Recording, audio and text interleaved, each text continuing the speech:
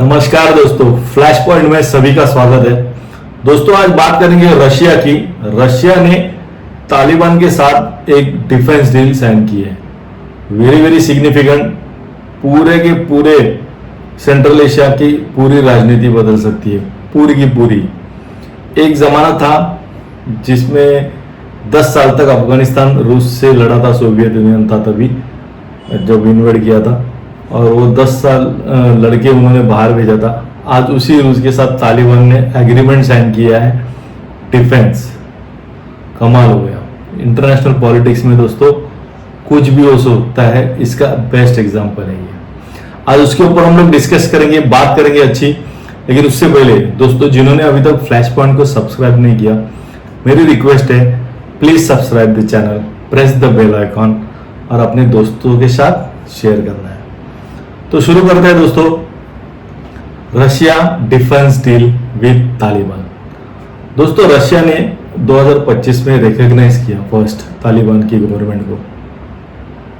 ये बहुत बड़ा कदम था और रशिया ना अपने सेंट्रल एशिया में पाव अच्छे जमा रहने की कोशिश कर रहा है, क्योंकि ऑयल में भी अच्छी, और सबसे अच्छी बात रशिया के रूबेल आज की तारीख में सबसे ताकतवर करेंसी है, उभरी है ये भी बहुत बड़ी बात है। वो रशिया 4 साल से वॉर में है यूक्रेन के साथ, फिर भी रूबेल टॉप पे है। उसकी वो हम लोग बाद में बात करेंगे, दूसरे वो एक अलग सेपरेट टॉपिक ही करना पड़ेगा।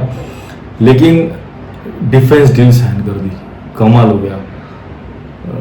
अफगानिस्तान के डिफेंस मिनिस्टर और रशिया के डिफेंस मिनिस्टर उन्होंने बातचीत की और डील साइन होगी। डील हथियार भेजेंगे रूस, ट्रेनिंग सब कुछ है उसमें, और पूरे एशिया को हिला दिया है इसने, तालिबान और रशिया ने बहुत सारी, यानी अमेरिका और पाकिस्तान दोनों टेंशन में चल क्या रहा है इधर। और इसका असर सबसे ज़्यादा पाकिस्तान पे होगा, क्योंकि पाकिस्तान के रिलेशन बहुत ख़राब है टीटीपी, और इसकी वजह से एक टाइम पे पाकिस्तान की तूती बोलती थी अफगानिस्तान में।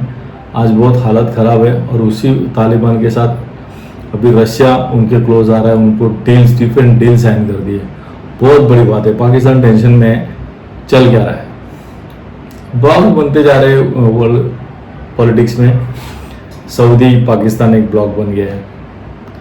अभी अफगानिस्तान अपनी सिक्योरिटी देखने के लिए रशिया के लिए देख रहा है, उसने डिफेंस डील साइन कर दी, और एनर्जी बहुत सारी चीज़ें है। लेकिन मेन क्या है, डिफेंस डील साइन करना बहुत बड़ी बात है, क्योंकि रशिया उनको हथियार देगा।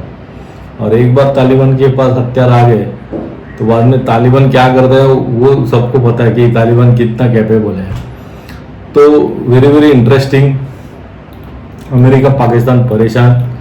आखिर तालिबान ने ये कदम क्यों उठाया कि उनको किसी दूसरी कंट्री से लेते ना, वो रशिया के पास क्यों गए? ये भी बहुत बड़ा एकदम सोचने वाला विषय है दोस्तों। कि अमेरिका ने, तालिबान अगर उनको हथियार है तो इंडिया से मांगता, पाकिस्तान से मांगता, लेकिन उन्होंने रशिया चुना और रशिया के साथ डिफेंस डील साइन कर दी।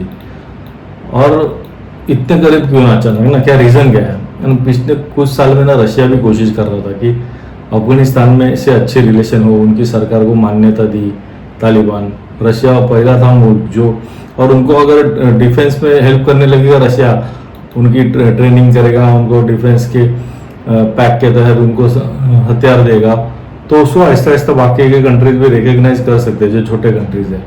तो ये बहुत बड़ी स्टेप है वैसे देखेंगे तो दोस्तों। और एक अमेरिका जाने के बाद एक ना वैक्यूम हो गया था, तो वो भरने की भी कोशिश कर रहा है रशिया। और अफगानिस्तान से मध्य जो सेंट्रल एशिया है उसमें आतंक वगैरह फैलता है, वो आईसिस का, उसका कंट्रोल रखने के लिए रशिया अफगानिस्तान पे देख रहा है, क्योंकि अफगानिस्तान आईसिस का एकदम कट्टर दुश्मन है। तो वो उनके साथ में मिलाने की कोशिश कर रहा है रशिया। अपना फायदा देख रहा है कि सेंट्रल एशिया से बाद में, क्योंकि साउथ रशिया में ना आए, इसलिए वो पहले से स्टेप ले रहा है। वैसे देखें तो वेरी नाइस स्ट्रेटेजी है रशिया की। और तालिबान की क्या है, ज़मीनी ताकत के रूप में देख रहा है उसको एक रूस की, इनको हम थोड़ा गाइड करेंगे, ट्रेनिंग देंगे, वेपन्स देंगे, तो तालिबान भी एक अच्छे खासे, तालिबान गवर्नमेंट है अफगानिस्तान की, वो भी अच्छे कंट्री उभर के आ सकता है। तो इंडिया ऑलरेडी उनको हेल्प कर रहा है। लेकिन रशिया ने के पास जाना और डील साइन करना, ये बहुत बड़ी घटना है आज के तारीख में दोस्तों। और सिर्फ राजनीतिक नहीं, रक्षा से तो होगी, प्लस वो एनर्जी सेक्टर में उनको करने वाले हैं, सुरक्षा में सहयोग करेंगे, हथियारों की सप्लाई करेंगे, सीमा में जो बॉर्डर की निगरानी है ना वो कैसे एडवांस करेंगे वो बताने वाले, ड्रोन्स, आतंकवादी इंटेलिजेंस शेयरिंग, ट्रेनिंग, और उनके आर्मी पर्सनल वहाँ जाएंगे तालिबान के, और रशिया के आएंगे तालिबान, तो ये सब अफगानिस्तान आएंगे रशिया के सोल्जर्स ट्रेनिंग के लिए। तो बहुत बड़े इसमें ये पॉइंट्स है, और रूस और तालिबान में रक्षा समझौता होना यही बहुत बड़ी बात है। अमेरिका और पाकिस्तान दोनों टेंशन में है, और तालिबान सरकार को ना ऑफिशियली मान्यता मिल जाएगी, रशिया वो पहला है, और अगर डिफेंस डील वगैरह देता है सप्लाई, तो आहिस्ता आहिस्ता छोटे कंट्रीज भी उसको रिकग्नाइज करने लगेंगे, जो अभी नहीं कर रहे। अमेरिका क्यों परेशान है अभी, ये भी इम्पोर्टेंट है। अमेरिका को पता है कि 20 साल हो गया हम वहाँ थे, हज़ारों सैनिक, डॉलर्स, लंबा चौड़ा युद्ध, और बाद में 2021 में वापसी, और कुछ अचानक वापसी करने का डिसीजन लिया, और वो जो वैक्यूम हो गया वो रशिया भरने की अभी कोशिश कर रहा है। राजनीतिक रिश्ते हैं ना जो अफगानिस्तान के साथ, वो सुधारने की कोशिश कर रहा है। और अफगानिस्तान में वैसे देखेंगे ना दोस्तों, तो एंटी रशिया अभी ऐसा कुछ है नहीं पहले जैसा, तो वो सबसे अपना फ़ायदा स्मार्ट, अब तालिबान गवर्नमेंट भी अपना फ़ायदा देख रही है। वो वाशिंगटन को डर क्या है कि अगर रूस के रिश्ते अच्छे हो गए और उनको आर्म सप्लाई मिल गया, तो अफगानिस्तान भी एक स्ट्रांग प्लेयर बन सकता है। और पाकिस्तान क्यों बेचैन है, पाकिस्तान को पता है कि इनके पास अगर हथियार है तो ये हम पे यूज करेंगे, क्योंकि already border clashes, Durand line मानते नहीं हैं इन लोग, और बहुत कुछ मैटर चल रहा है अफगानिस्तान वर्सेस पाकिस्तान।